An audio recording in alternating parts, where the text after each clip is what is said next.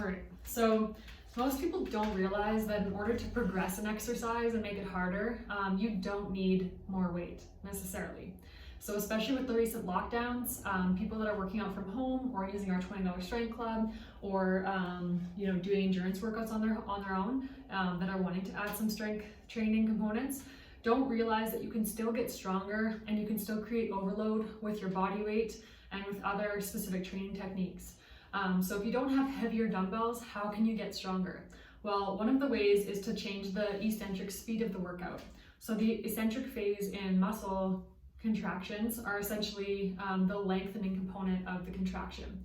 So if I was holding a weight, this would be the concentric phase. The muscle, the bicep being used, is shortening. And on the way back down, the muscle is lengthening under tension. So it's having to slowly lower to control me from lowering the weight fast.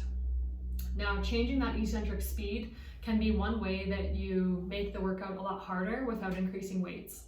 Another way to do it is through coordination. So if I have an athlete that we again don't have the luxury of adding weight, or we don't want to add weight for some specific reasons, we can change the coordination. This could be working on different foot forward, different arm forward, different timings, different step throughs on the exercise. There's so many different ways to do this. And one way I can think of too is through Bosch type training, where you put sort of bands on the end of your bar or on one of your bars with a weight that kind of dangles and shakes around. That's one way that the athlete will feel like they have to co-contract a little bit better and coordinate their muscle contractions a little bit better in order to make the exercise harder.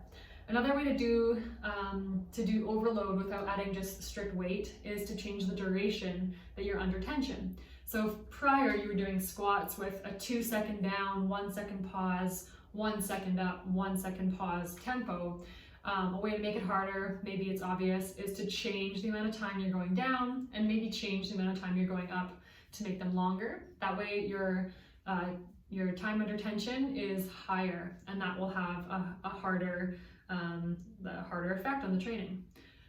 The last way to maybe do this, or maybe it's not the last way, but it's the last way we're going to talk about, is to change the concentric speed. So if beforehand you were, again, squatting as the example, and you were going down for 2 seconds, up for 1 second, if you change the concentric speed, in other words, the muscle shortening speed on the way up to be more explosive, this will have a harder difficulty on the squat. So fear not if you don't have any weights at home, or if you don't have higher weights but you feel like your workout or your exercise is getting too easy, you can change a different variable and still see progress.